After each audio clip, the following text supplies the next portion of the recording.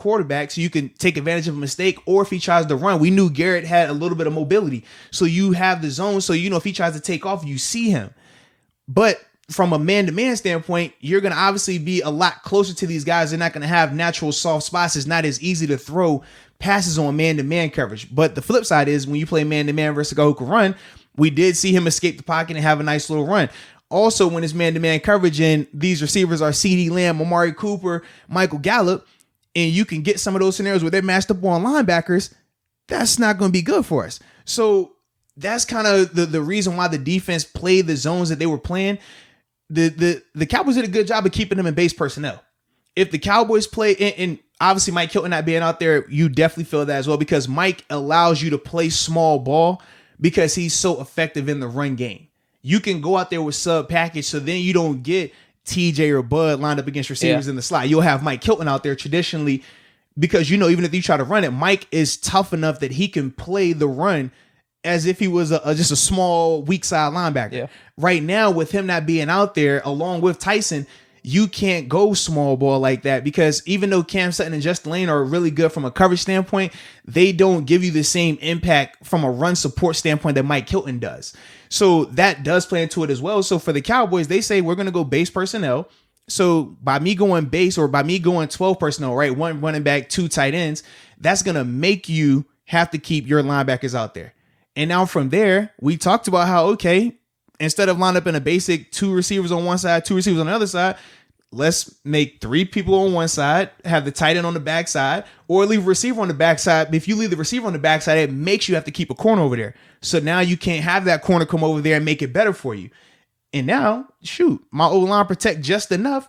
I can get some of these out and ups. I can really work that linebacker in coverage. So if you're Keith Butler and Mike Tomlin, you're like, man, I can't play man multiple plays with Bud and TJ on these guys out of base personnel.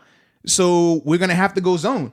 But going zone is going to naturally be some holes there. Yeah. So that's the whole catch-22 of it. But that's why for me, I was more so, I was impressed with the Cowboys in terms of how they attack them, because typically you don't get non-division foes attacking you like that. Typically Baltimore attacks you like that. In the past, Cincinnati, when they were competing for the division, they would attack you like that because they just knew, based off familiarity, how to attack our defense. They knew the ins and outs of the rules. I didn't think McCarthy and those guys would know it to that standpoint, that they would be able to say, okay, we're going to play bigger personnel and attack them this way. And I didn't think that if they played that way, that their offensive line could hold up either against our D-line, but they did. And that was the biggest reason why they were to have so much success from a passing standpoint, and why there were so many holes down the field in terms of just zone coverage holes, or you getting receivers on linebackers. That was the whole recipe in that situation. Interesting. Yeah, man. What do you chalk up the defensive line to? Maybe just tired? 3 road games in a row? Nah, none of that really. Just off affects. game? I just think our D-line didn't play their best. We talked about Alualu too. Yeah, obviously Alualu, because that gives you the push from a base personnel standpoint, but I just thought the D-line didn't play consistently enough. When we're talking about when you rotate some of the younger guys in, and we said with Bugs, Mondo, and Davis, they flash, but at times it's going to be a drop-off. And you have to rotate those interior guys. Cam into it, they never play 100% of the snaps. Like you're going to have to come out for a player to just bigger body guys, especially when you're rushing the passer. So that part of it played into it as well.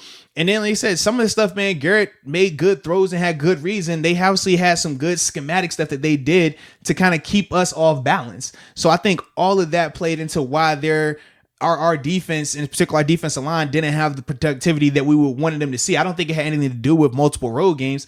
I just think it was those things we just listed. That segment was brought to you by DraftKings Sportsbook app, America's top-rated sportsbooking app. And also, because we know sportsbooking isn't allowed everywhere, we get that element.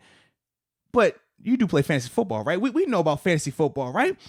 DraftKings has a fantasy football app where they're giving out $1 million worth of prizes every week. Let me say that again. $1 million worth of prizes every week.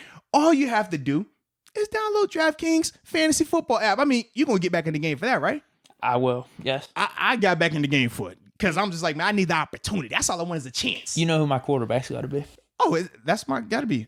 You know my 2 quarterbacks? Ben Roethlisberger and Josh Allen.